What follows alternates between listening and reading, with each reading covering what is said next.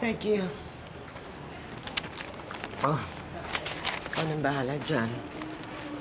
I'm sure we can use her para malaman na natin ang totoong pagkatao ni Robin Hood.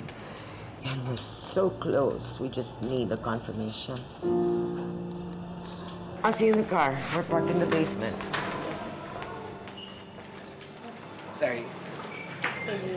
Excuse me, let me check that. Okay.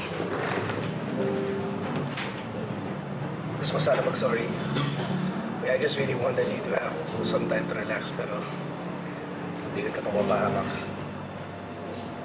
No, Dean, you don't have to say sorry.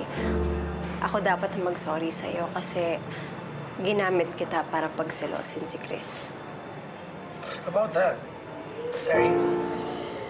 I've been thinking actually sa totoo lang naiintindihan kita eh. I understand each and every action that you made.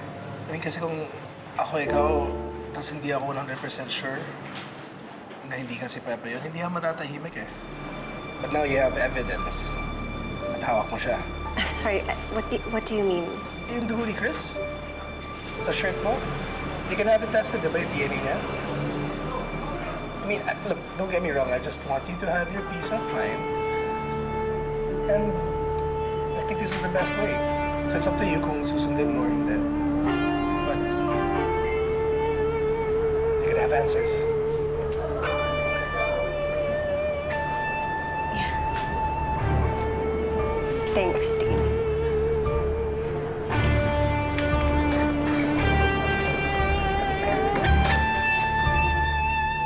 Alam mo, nababother pa rin ako dun sa nakita mo eh. Yung kay Mayor Arguelles. Don't you think you should tell your kuya about it? Yeah, but hindi ko alam kung paano ko i-explain yung nakita ko. Parang si Mayor, pero hindi si Mayor. Just like, parang si Pepe, but is actually Chris Bonifacio. But it's not Pepe. Okay, ibang tao si Chris Bonifacio. Wala na si Pepe, ma.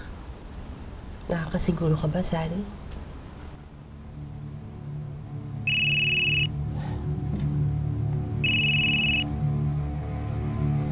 Hello?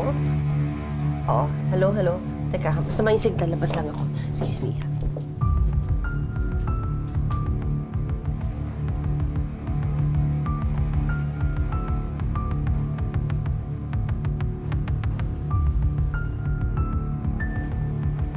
Puntahan ko lang si Mama. Yeah.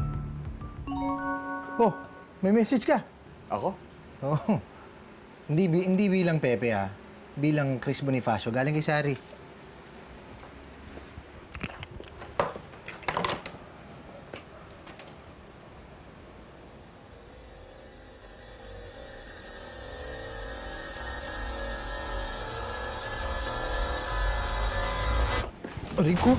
Rigo!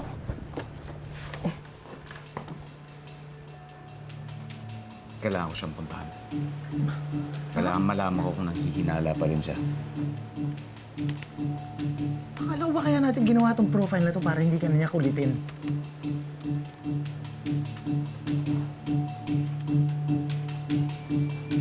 Sige. Saan tayo?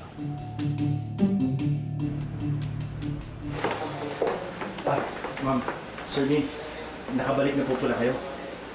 Pero wala naman yung mga kasama ka, nakauwi na eh. We're just checking it. Kaloy, may gusto kong tanungin sa'yo. Tungkol sa kapatid mo, si Pepe. Do you have any reason to believe na buhay pa siya?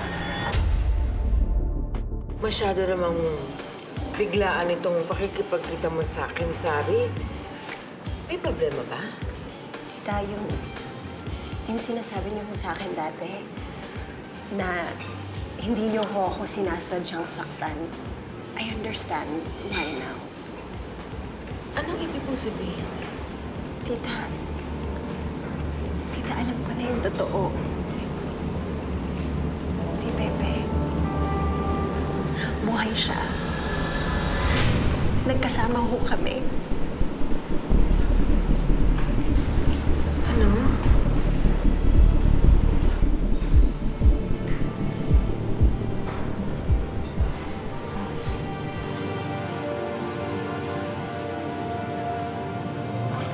Nandito siya, tita. Pinapunta ko siya.